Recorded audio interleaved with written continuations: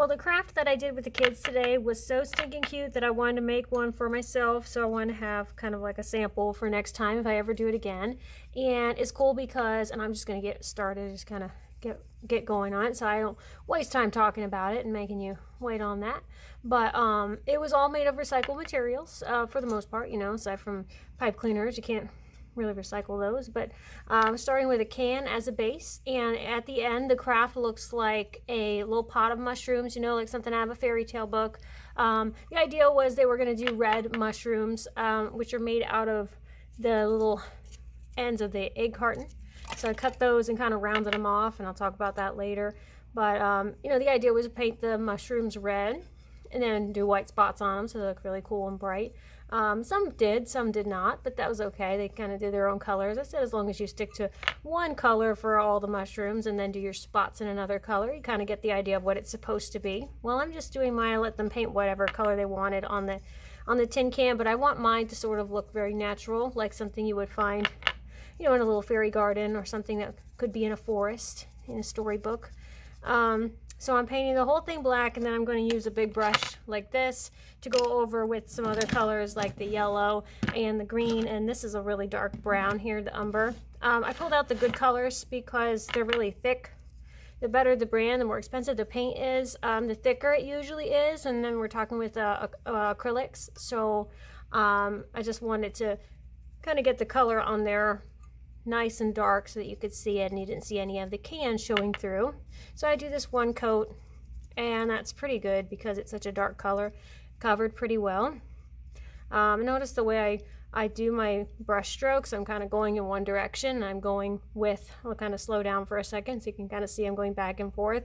If you're looking at the can, straightforward like that, you're kind of going horizontally, just kind of back and forth and going in line with those little grooves on the can. It's easiest to paint that way, and you kind of fill in all the gaps. So I'll probably let this, I'll go blow it dry real quick and come back and then do my other colors right on top. There.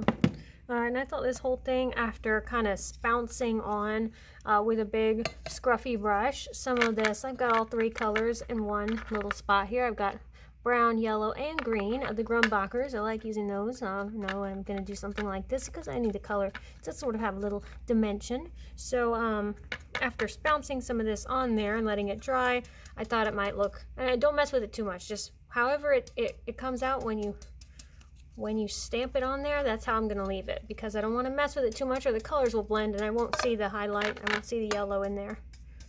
And then it's okay to still see some black. It could look like shadow, because you know, if you try to do a tree, you know, some bushes or something in a painting, it's nice to do black first or your darkest color first, and then add your highlights on top, because you know that's kind of naturally how it would look. You would see, you know, the highlights would be showing on the outer part, not in the inside part where, you know, it's in the shadows and everything is dark in there.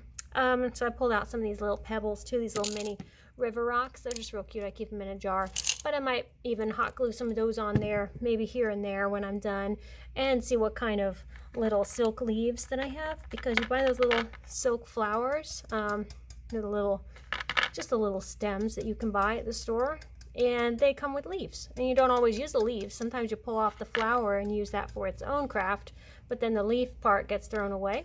So I save the leaves because for things like this, it's kind of perfect. There's a gecko in here. I keep looking over to try to spot where he went. He was up at the ceiling earlier, and I'm kind of terrified, so I just want to keep tabs on him. I want to know where he's at. I really don't like him. Okay, and that's cool, and I think I'm just going to leave it like that. I want to still see some of the yellow, and what it kind of did is just lighten up the green. So the yellow does get lost, but it just brightens up your green shades wherever they are. And you see some of the brown in there too, which is cool. So I set that aside, let it dry, and now I need to get my little 5 mushrooms picked out. So I just pick whatever. Got different brands of egg cartons. So I've got some Publix, some Walmart, whatever other brands. So I'll just pick whatever I've got, and they're all slightly different. And I rounded them off, so I cut them free. Cut them all off individually, but then of course they had some pointy, sharp edges that just looked a little sloppy, so I went around and cleaned them up with some scissors, and this cut's really easy, so that was kind of fun to do. I I would let the kids do this, and they probably could have done it easily, but I just didn't want them to accidentally cut away too much. That's why I did it for them. But I think this is something they could have done because it's really easy to cut and kind of fun to do too. All right, so I went and got myself some red and white, and all the paints I'm using have the same finish. They're all glossy finish, and it just looks better that way. These cannot be blown dry with the heat tool, so you just have to let them air dry because it will melt. It doesn't even matter if you stay far away from it with the blow dryer. The heat will melt these right up. So just paint a really thin coat, and then by the time you get done with all 5 of them, you come back to the first one, and it should be dry enough, as long as it's nice and thin, to do another coat. Or just paint it, and do a good job of it the first time around. And if you haven't missed any spots, it might be good enough without a second coat. So I'm going to go around and paint all of these, and then I need to do my spots on there as well.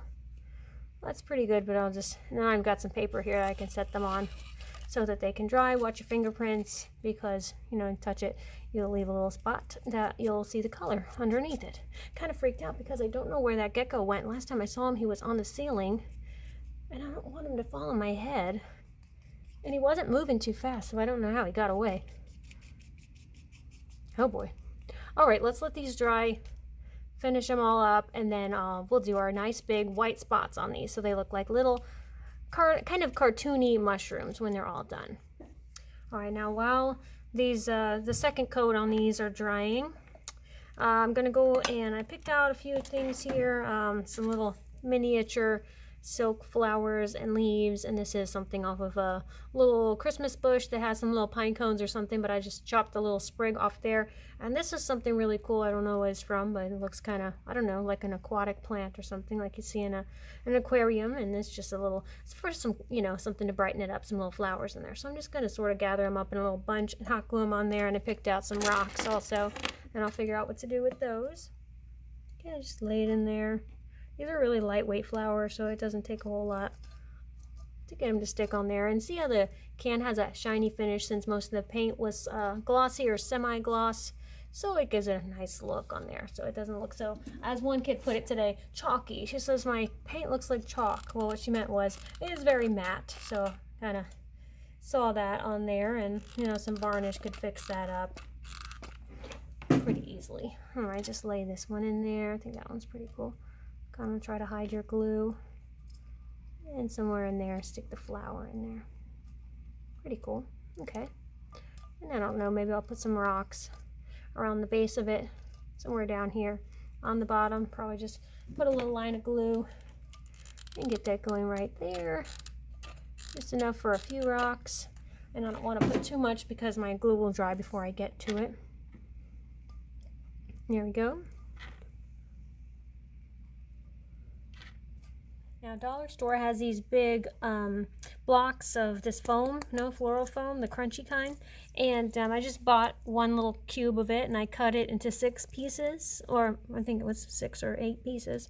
And then this is what I use to for them to poke the mushrooms into. So I'm just going to pour a little bit of glue inside the can, and then stick this, kind of wedge it into the glue. So that's what I'm doing now. Just I'm letting that glue fall right into the center part of the can, where it's the highest point it's going to reach. So that way it's not getting caught into the groove. So there we go, put a little glue inside there. And then you just take this styrofoam and sort of wedge it right in there. Make sure you cut a piece that is not too big, so that it doesn't get caught going down, because then you'll have to go take it out, trim it down, and by the time you come back, your hot glue will be solid. You won't be able to use it. Okay, so while that sits in there, that's going to be what we're going to use to poke the pipe cleaners. Our mushrooms are going to be on the pipe cleaners, and they're going to poke right into this. And then I've got some really pretty green moss that's kind of soft and colorful. It's going to go right in here to make it look very lush and realistic. And I'm going to use these big old loppers to cut these in half, because using the whole piece, it would be a very tall mushroom, so I only need half of this. So here we go. Get myself 5 of these. I'll have an extra that I don't need. And I think these little mushrooms are probably ready for their dots now, so I'll go ahead and put some little dots on there. I'm just going to dot them on like this, because it will give me a nice kind of a round spot if I do them just like that. And I might come back and do some really small ones later with the little corner part of the brush, just to give a little character. There we go. So I kind of want them like that, full of dots, nice and spotty, just like that. And I'll go and do that on all of these. Alright, so now if your little tops are dry, which mine are not, still a little sticky, but I'm just going to avoid the wet spots. I just take the pipe cleaner and with some support, you don't want to crush it, so hold it carefully, gently. Just barely poke the top of the pipe cleaner through. You don't want it showing, so just kind of like that. And these are so lightweight, they stay on there. And they're also kind of cool because then you can angle them the way you want, make them look kind of fun and topsy-turvy. Take your jar, you got your styrofoam in there, and just sort of poke it in. I don't want to hold it near the base, otherwise you'll bend your pipe cleaner. So the lower you hold it, the more control you have over it, the more you kind of have the power in that little push, so you get it wedged in there nicely. There we go, and let's just do all 5 of them, kind of finish them up, get them wedged in place, and then we'll arrange them, kind of throw some moss in there. I have this really pretty, it's very soft. I'm guessing it's real moss. I don't know what it is, but it looks like, of course, they put some crazy coloring on there, some dye to make it look very, very bright green like that. But I think it's so cool. It's got kind of a funky smell, so I do think it's real. It has that funny smell. I got it at Walmart. It comes in a package like this. They had a small package and a large package. Proflora moss. And yeah, so they had all kinds of neat, very realistic looking stuff. And like I said, it could have been real. I don't know. I didn't read the package. All right. And they kind of bounce around too because of how lightweight they are. So when you move the can around, it kind of bounces like crazy. So they're really cute when they do that. All right. Got one more. Okay, and then the only thing left to do is take your moss, kind of spread it out. And because we don't want to see that there's styrofoam holding them in, we want to believe that these are real mushrooms somehow. So we're just going to sort of curl this around and just gently tuck it in there with our fingertips. So it's sort of just kind of pouring out. And all we really see, because it does a good job of hiding it, is the little brown stems that are coming up. And then that's it. I thought another cute thing to do might be to put like a little, maybe make a little popsicle stick sign or something and stick it in there. I don't know, coming out of the grass or something cute like that. We've already got our little cute flowers and rocks on there, so it does look definitely like something that just came out of the garden. And I bent my last little mushroom, kind of making him a little crooked there, so he looks like he's drooping. But I think this one came out really cute, and I really love this craft for how easy it is and for how cheap it is, because it's something that, anybody's got a couple things like this can and these little egg carton things ready to go, and you could even use the paper ones too if you had those. I found him. He's right up here. There he is.